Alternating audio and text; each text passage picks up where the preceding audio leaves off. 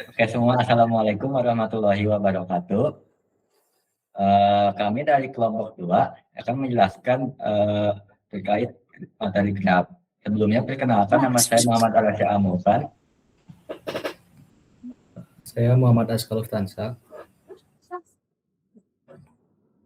Saya Dimas Dasyawan. Nama saya Rizky Anugrah. Oke, langsung saja ya kita ke pendahuluan.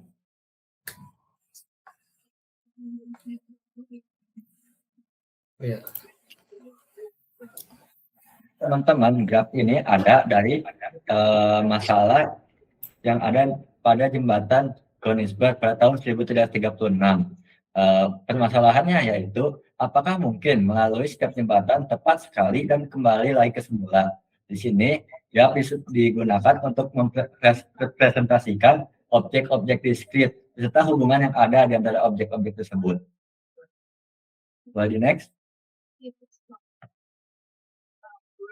Oke, graf itu apa sih? Graf itu struktur data non-linear yang dinamis, digunakan untuk merepresentasikan data yang saling terhubung secara kompleks, di mana satu elemen dapat memiliki banyak relasi dengan elemennya. Berbeda dengan array atau linked list yang linear, tree yang memiliki hierarki atas bawah, graf membebaskan setiap titik untuk terhubung ke titik mana saja tanpa aturan hierarki kaku. Oke, komponennya ada dua ya. Yang pertama vertex, yang kedua edge. Vertex ini simpul. Edge itu garis. Edge itu menghubungkan dua vertex. Boleh di next? Oke, jenis graf itu ada bisa dibagi-bagi berdasarkan ada atau tidaknya gelang. Graf yaitu ada graf sederhana dan graf tidak sederhana. Graf sederhana itu tidak memiliki gelang, loop. Graf sederhana itu mengandung gelang, loop. Loop itu gimana sih? Loop itu yang edge-nya balik ke diri dia sendiri. Berdasarkan orientasi arah sisi, ada graf tak berarah dan ada graf berarah. Kalau graf berarah, edge-nya udah nggak tahu tuh, cuma nyambung aja. Kalau graf berarah, dia ada arahnya dari A ke B kah, atau B ke A kah, atau A ke B keduanya, bisa begitu. Boleh next? Oke, ada beberapa bahasa yang perlu bahasa teknis yang perlu diketahui dari graf ini. Yang pertama ada ketetanggaan. Dua buah vertex dikatakan bertetangga bila keduanya terhubung langsung oleh sebuah edge. Kemudian ada bersisian. Untuk sebarang edge, sisi edge dikatakan bersisian dengan node-nya. Kemudian ada derajat, yaitu jumlah sisi yang bersisian dengan jumlah edge yang bersisian dengan node tersebut. Ada cara menghitung derajat itu, yaitu dengan cara lemma jabat tangan, yaitu jumlah derajat semua simpul pada suatu graf adalah genap, yaitu 2 kali jumlah sisi graf tersebut. Boleh di next? Kemudian ada lintasan, yaitu barisan berselang-seling antara simpul dan sisi-sisi. Kemudian ada siklus ya, lintasan yang berawal dan berakhir pada simpul yang sama. Kemudian ada keterhubungan, yaitu graf dikatakan berhubung jika untuk setiap pasang simpul terdapat lintasan yang menghubungkannya. Kemudian ada upagraf atau cutset dan cutset. Upagraf adalah himpunan bagian dari simpul dan sisi graf. Sedangkan cutset adalah himpunan sisi yang apabila dibuang dari grafnya akan menyebabkan graf tersebut menjadi tidak terhubung. Boleh selanjutnya dijelaskan? Baik, selanjutnya ada metode representasi dari graf. Untuk yang pertama itu ada agency matrix, atau kalau dalam bahasa Indonesia kita bisa sebut matriks ketetanggaan. Untuk konteks utama dari metode ini, itu adalah menuangkan hubungan antar simpul ke dalam sebuah array 2 dimensi dengan ukuran n kali n. Dengan di sini n itu merupakan representasi dari jumlah simpul yang ada pada graf tersebut. Nah, untuk cara kerjanya, yang pertama itu jika ada garis atau sisi yang menghubungkan simpul I ke simpul J, maka nilai di dalam matriks tersebut akan kita beri angka 1. Atau ya 1 ini merupakan nilai bobot jika grafnya itu memiliki bobot. Namun kalau nggak ada koneksi sama sekali gitu, kita cukup mengisi dengan angka 0. Nah, untuk kelebihan dari metode ini sendiri itu adalah kecepatan. Yaitu jika kita ingin mengecek apakah simpul A bertetangga dengan simpul B, waktunya akan sangat instan. Namun, kekurangannya itu boros memori. Kalau misalnya kita punya 100 simpul gitu, tapi cuma ada 5 garis penghubung atau sparse graph, kita tuh tetap harus menyediakan tempat untuk 100 kali 100 data yang mana sebagian besar isinya tuh cuma angka 0 aja, jadi nggak kepake. Boleh di next. Nah, selanjutnya ada agency list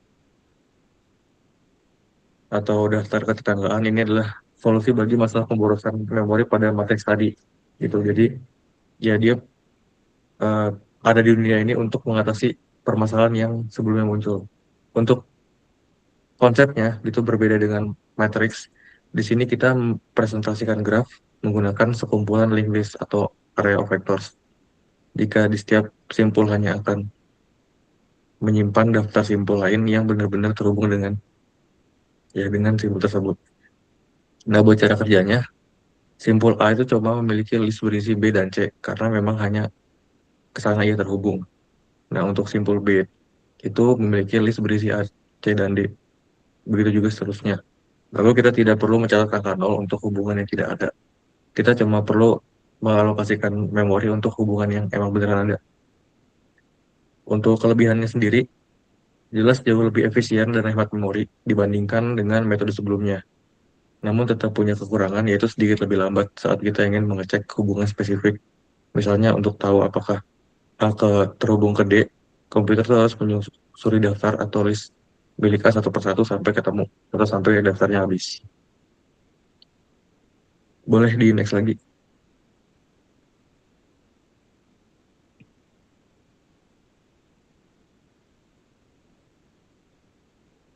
Nah, untuk algoritma dari pencarian graf ini sendiri tuh dalam struktur data, kita jelas tahu bahwa graf itu disimpan ke memori.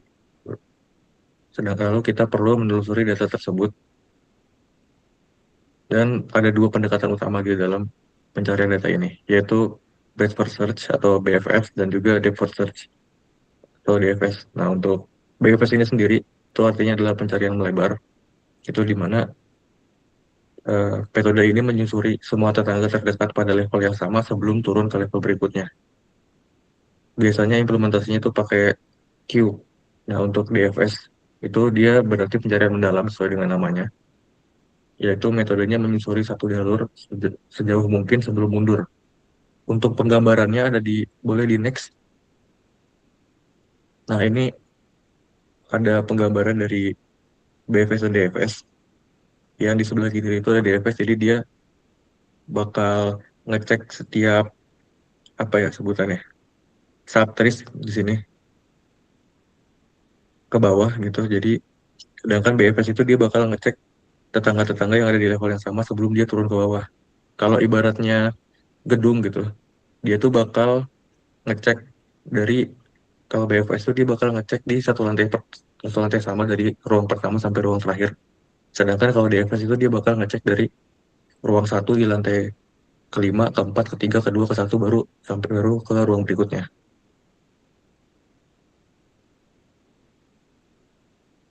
Boleh di next. Udah habis ya?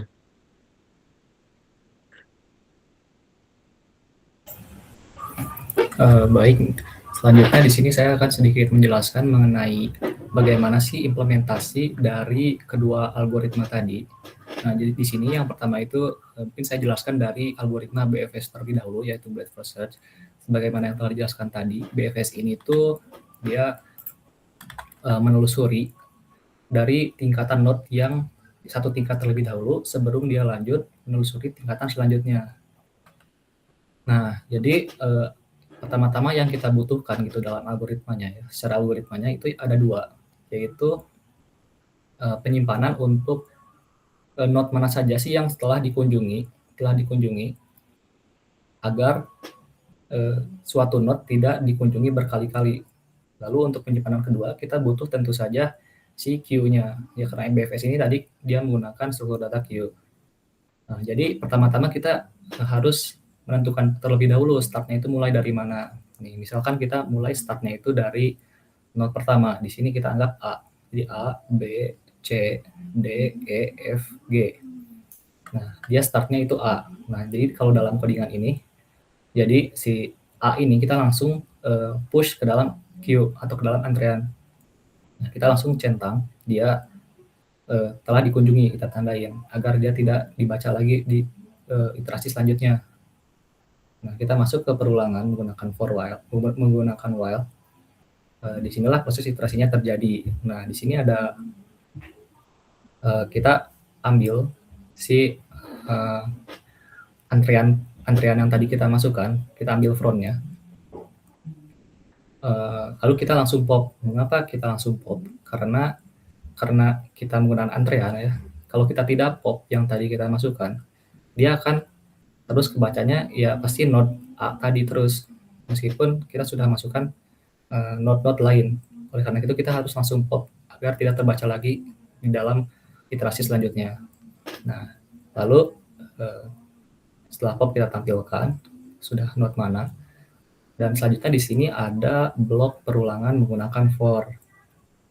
Nah, ini intinya perulangan ini tuh untuk memasukkan atau melakukan push dari melakukan push untuk setiap node yang berketetanggaan dengan node current saat ini, node current pada iterasi saat ini. Nah, tadi kan current iterasi saat ini masih currentnya itu A ya, yang ini. Nah, kita lihat di sini si A ini tuh dia berketetanggaannya dengan node apa aja sih? Di sini ada node B dan node C yang berketetanggaan secara langsung. Nah, berarti node B dan C ini akan dimasukkan ke dalam antrean secara berurutan. Nah, ini penting ya urutannya itu.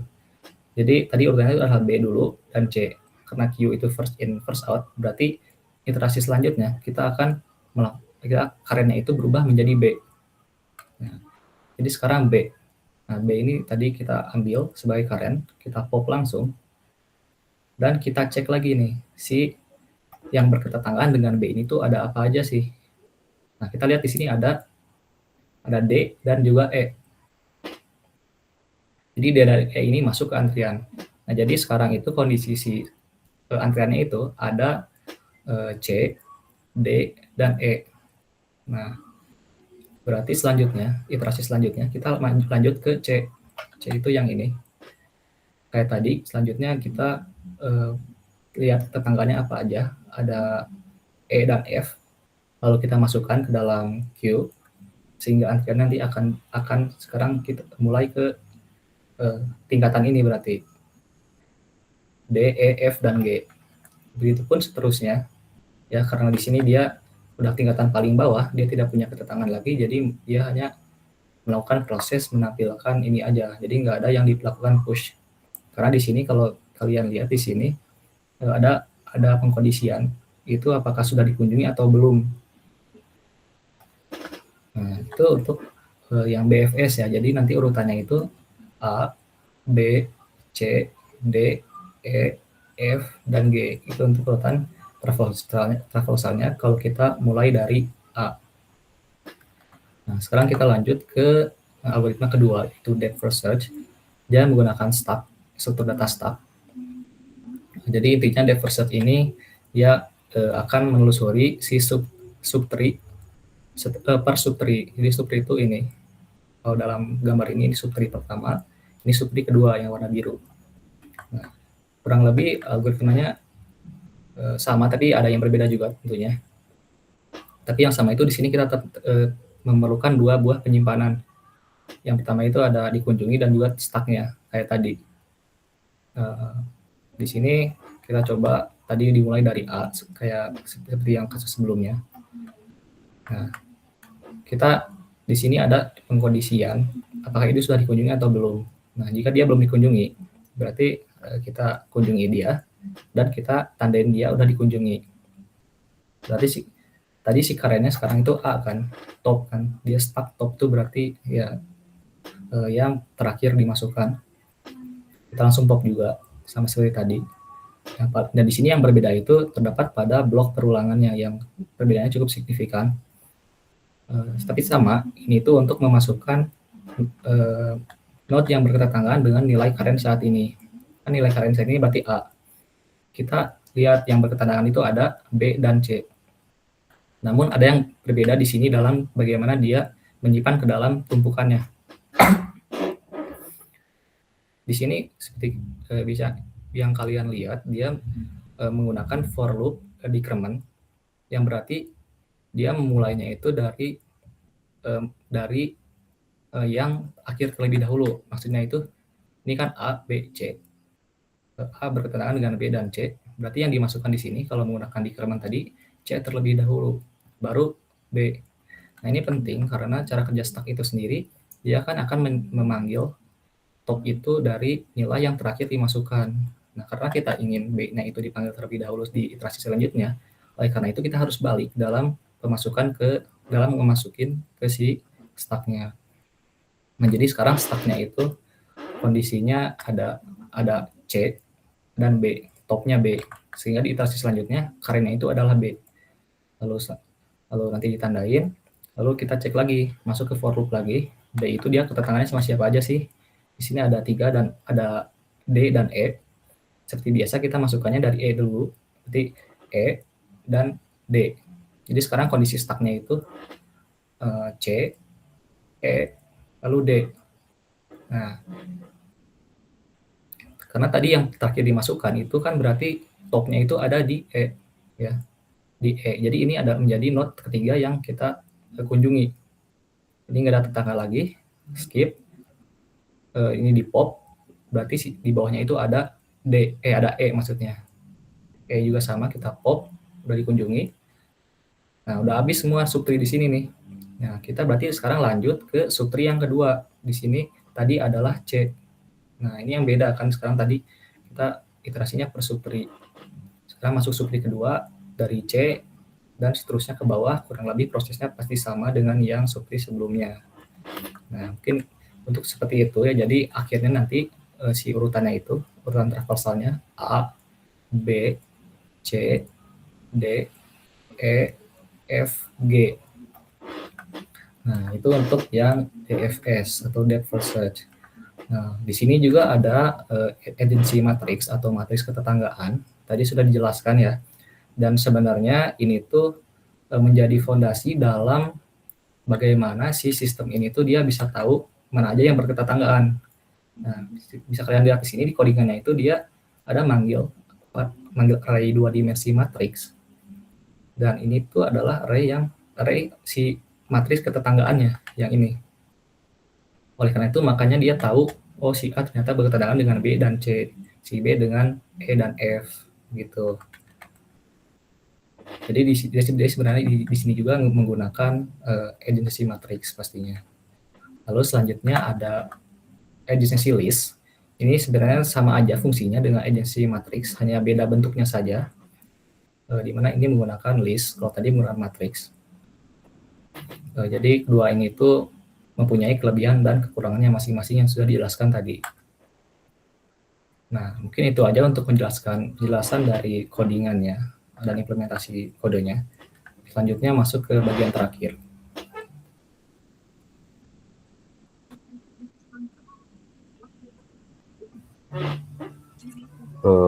Untuk implementasi dan penerapan graph, itu salah satunya ada algoritma Dijkstra. Algoritma Dijkstra ini tuh bisa dibilang salah satu jenis dari BFS yang tadi yang breadth first search. Namun digunakannya untuk mentransversal suatu graph yang dia itu ada beratnya gitu atau ada ongkosnya istilahnya. Nah, kemudian kalau ada ongkosnya gimana nih maksudnya?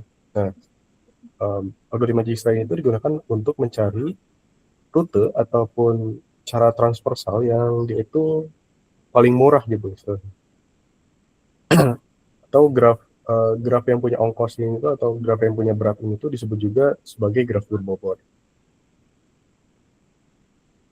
Nah, algoritma Dijkstra itu mekanismenya adalah akan selalu memilih sisi atau edge yang memiliki bobot terkecil dari suatu node gitu.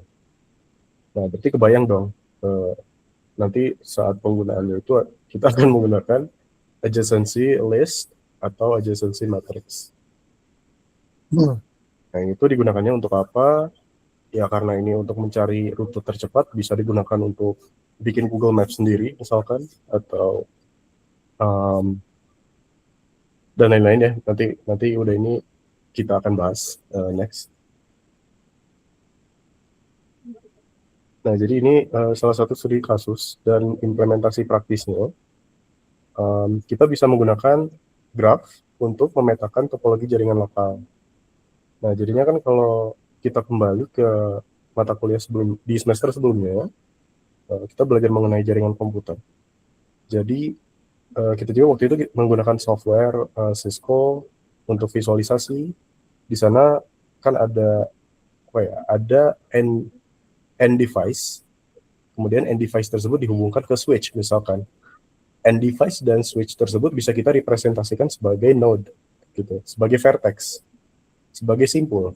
Kemudian sambungannya itu kita bisa representasikan sebagai sisi atau edge, gitu.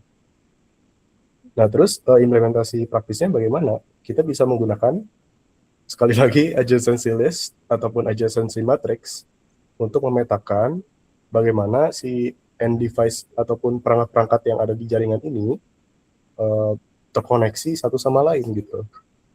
Nah, di sini kan ada 3 ya, sebelah kanan, di gambar sebelah kanan ini ada representasinya 3 nih.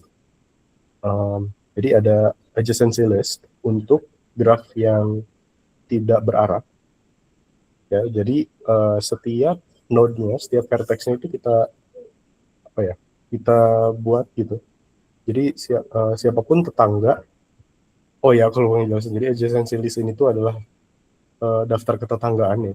Jadi otomatis setiap node-nya itu kita uraikan gitu. Dia itu tetangganya siapa aja. Nah, misalkan di sini kalau yang undirected graph, misalkan kita lihat node yang B deh. B itu kan terhubung dengan node apa aja? A, E, dan F. Maka kita bisa tulis adjacency list untuk vertex atau simpul B adalah B ke A, B ke A, E, dan F. Gitu, jadi langsung. Nah, itu untuk yang tidak berarah gitu. Nah, kalau yang berarah berarti nulisnya itu berbeda. Kalau yang berarah, kita nulisnya untuk setiap node itu hanya outgoing-nya aja gitu. Atau hanya simpul keluarnya aja gitu. Jadi kita nggak tulis simpul masuknya. Bukan simpul masuknya. Sisi masuknya gitu. Dan juga kita cuma tulis sisi keluarnya aja atau outgoing edges-nya aja. Nah, misalkan kita lihat node yang Z misalkan. Yang Z itu outgoing edge atau sisi keluar sisi keluarnya itu mana? Itu dia mengarah ke P dan juga ke R. Jadi Z itu ke P dan R. Berbeda dengan node yang lain. Misalkan node yang M itu hanya mengarah ke N, ya kita hanya tulis M ke N saja gitu. Kalau yang satu lagi, ini yang tadi saya bilang graf berbobot, jadi ada ongkosnya gitu untuk setiap sisi. Itu sama dengan cara menulisnya juga seperti yang directed graph atau yang graf berarah, tapi kita masukkan juga bobotnya gitu atau ongkosnya. Nah, terus gimana caranya kita aplikasikan di Cisco misalkan? Coba kita next dulu. Nah, di sini saya coba buat contoh gitu ya. Di sini ada jaringan sederhana. Jadi ada router, dan lain-lain gitu, ada device saling terkoneksi. Tapi kalau kita lihat di sini, ini tuh kan grafnya tidak berarah ya. Kenapa kita tahu? Karena kan dia tuh tidak ada panahnya gitu. Tapi sebenarnya kalau untuk networking itu kan ada source dan juga ada destination. Pasti ketika kita mengirim paket itu pasti harus ada kedua hal tersebut kan. Harus ada sumber, harus ada tujuan. Nah, jadi di sini juga sama gitu. Coba next. Kok hilang ya? Balik lagi. Nah, jadi ini juga bisa kita bilang ini tuh adalah graf dua arah gitu. Jadi ini tuh graf berarah tapi arahnya bolak-balik. Jadi misalkan yang dari komputer di sini yang sebelah kiri ke tengah misalkan. Nah, dari tengah juga bisa ke komputernya lagi, ke kiri gitu. Jadi dua arah. Walaupun sebenarnya ini tuh di sini kelihatannya kan kayak graf tidak berarah ya, tapi sebenarnya ini tuh dua arah gitu. Nah, ini kita bisa representasikan menggunakan adjacency list. Misalkan si PC yang sebelah kiri itu kita bilang sebagai node A. Kemudian yang tengah itu kita bilang sebagai node B. Nah, adjacency list-nya bagaimana? Berarti A ke B, kemudian B ke A. Dan seterusnya yang lain juga kayak gitu. Next. Kemudian studi kasus kedua yang kami ambil itu adalah kecerdasan buatan untuk game development.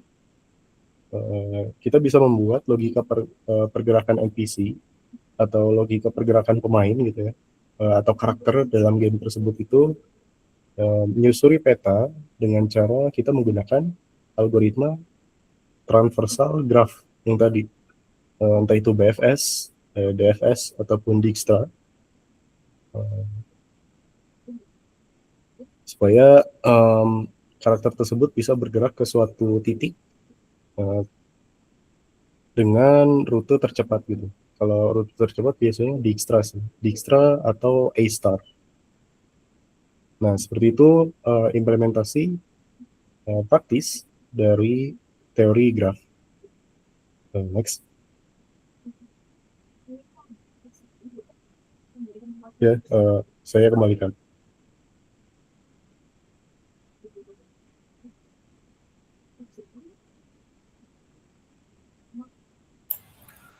Baik, mungkin segitu saja presentasi dari kami mengenai materi graf pada mata kuliah struktur data. Sekian saja dari kami. Mohon maaf apabila ada kesalahan ataupun kekurangan. Wassalamualaikum warahmatullahi wabarakatuh.